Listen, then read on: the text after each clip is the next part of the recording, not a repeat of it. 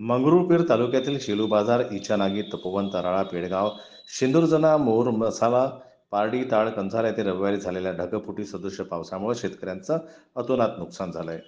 सदर पावसाचं पाणी शेतकऱ्यांच्या शेतामध्ये शिरून तसेच दिवसभर रिमझिम पावसानंतर दुपारी 5च्या नंतर ढगफुटीमुळे शेतकऱ्यांची शेती पाण्याने तुडुंब भरलेली आहे.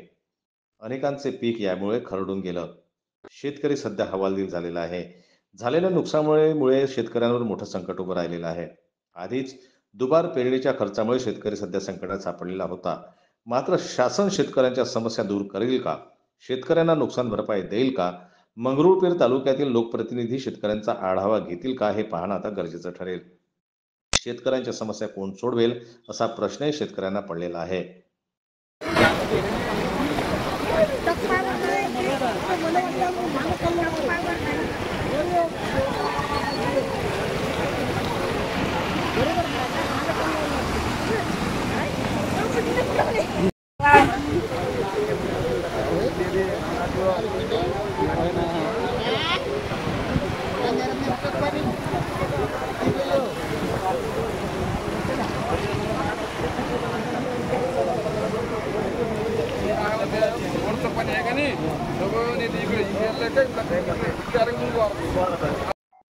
जनमत लाईव्ह न्यूज करता वाशिमहून ज्ञानेश्वर वरखट यांची रिपोर्ट.